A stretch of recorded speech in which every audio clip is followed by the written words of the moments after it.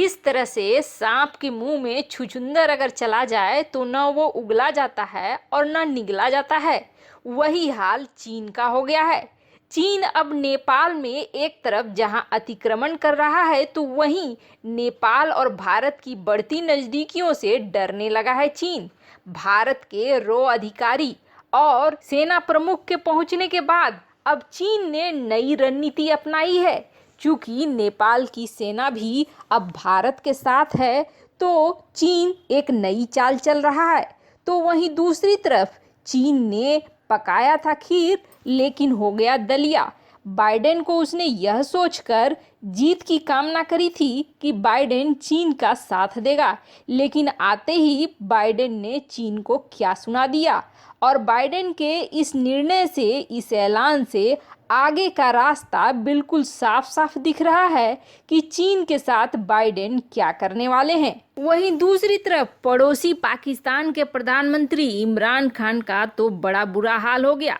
उसके खिलाफ लोग स्वागत करने की बजाय उसके साथ कुछ ऐसा कर दिया जो मीडिया की सुर्खियों में पहुंच चुका है। वैसे आपको बता दें, नेपाल में एक बार फिर से उथल पुथल मचा हुआ है। नेपाल की कम्युनिस्ट पार्टी में जो उथल पुथल मचा हुआ है उसमें बीच में कूद रही है होउ यान्की। होउ यान्की वही है चीनी राजदूत जो कि इस वक्त नेपाल में प्रधानमंत्री ओली की काफ़ी करीब मानी जाती है। पार्टी के को चेयर पुष्प कमल दहल ने प्रधानमंत्री केपी शर्मा ओली से सीधे सीधे इस्तीफा मांग लिया है। इसके बाद चीन की राजदूत होउ यान्की ने पीएम से मुलाकात की थी और सरकार बचाने पर चर्चा भी की थी। इस दौरान अब चीन नई रणनीति तय कर रहा है। जहां भारत ने 2 दिन पहले अपने टॉप राजनयिक नेपाल भेजे थे, तो अब चीन के रक्षा मंत्री भी नेपाल के दौरे पर जाने की तैयारी कर रहे हैं। काठमांडू पोस्ट की रिपोर्ट में यह बताया गया है। इस बारे में नेपाल के विदेश मंत्रालय ने तो कोई जानकारी नहीं दी है, लेकिन पीएम ऑफिस और विदेश मंत्रालय के अधिकारियों ने बताया है कि चीन के स्टेट काउंसिलर और रक्षा मंत्री वेई फेंगे नवंबर के आखिर में काठमांडू आने वाले हैं।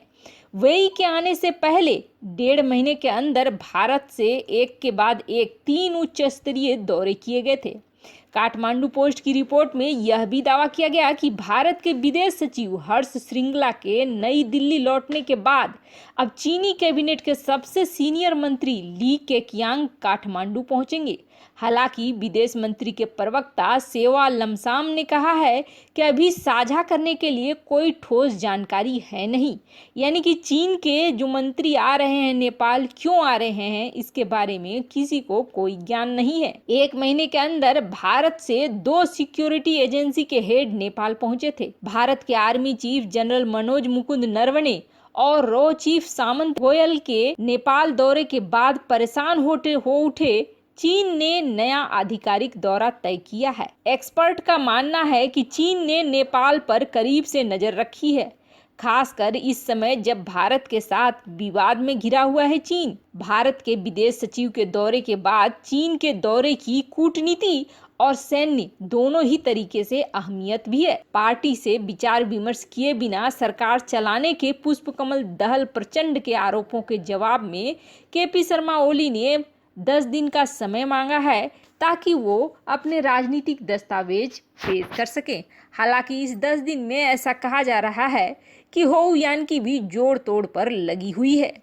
वहीं दूसरी तरफ जो बाइडेन को लेकर चीन ने जो सोचा था, जो बाइडेन ठीक उसके उलट काम कर रहे हैं। अमेरिका के राष्ट्रपति के तौर पर चुने जाने के बाद उनसे यह प्रश्न सीधे सीधे पूछ लिया गया है कि चीन को लेकर उनका क्या रुख है। अब बाइडेन ने साफ तौर पर कहा है कि वह यह सुनिश्चित करेंगे कि चीन नियम और कायदे के आधार पर ही काम करे। वैसे आपको बता दें, बाइडेन ने चुनाव प्रचार के दौरान कहा था कि चीन जिस तरीके से काम कर रहा है, बाइडेन अगर सत्ता में होते तो अभी तक उसे दंडित कर देते। बाइडेन से यह पूछा गया कि क्या दुनिया की दूसरी सबसे बड़ी अर्थव्यवस्था पर आर्थिक प्रतिबंध लगाया जाएगा या फिर वहां से आयात या निर्यात होने वाली चीजों पर टैक्स बढ़ाया जाएगा।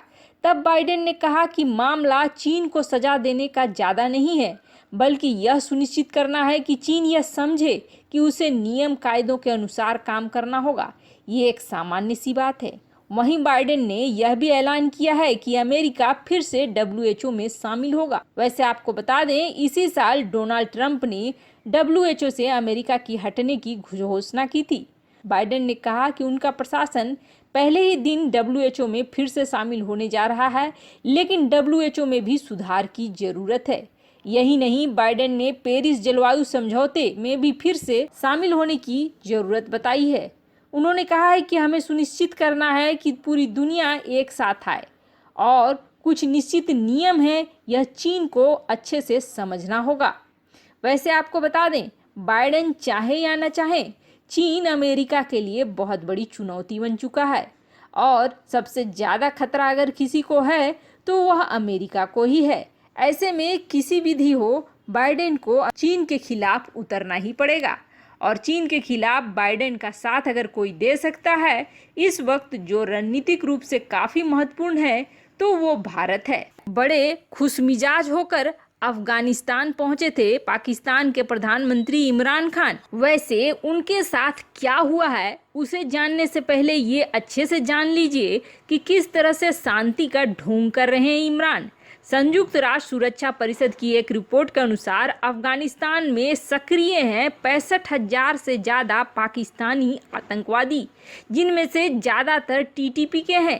अफगान के लोग भी यही मानते हैं कि उनके देश में जो भी गलत गतिविधियां होती है उसके पीछे पाकिस्तान का हाथ है, इसलिए वो पाकिस्तान को बिल्कुल भी पसंद नहीं करते हैं और उनका मानना है कि इमरान खान सिर्फ शांति के प्रयास का ढोंग करने के लिए आया है। हाल ही में यूरोपीय think tank European foundation for south Asian studies की रिपोर्ट में यही दिखाया गया है कि पाकिस्तान अफगानिस्तान में चल रही हिंसा को सिर्फ भड़काने की कोशिश करता है। आपको बता दें, अफगान सरकार की शांति वार्ता चल रही है लेकिन लड़ाई रुकी नहीं है और पाकिस्तान इस शांति वार्ता में अहम भूमिका निभा रहा है, जो शांति करने के बजाय सिर्फ अशांति और अस्थिर करना चाहता है। दरअसल इमरान खान अफगान राष्ट्रपति अशरफ गनी की शांति प्रक्रिया और द्विपक्षीय संबंधों पर चर्चा के लिए काबुल पहुंचा था गुरुवार को।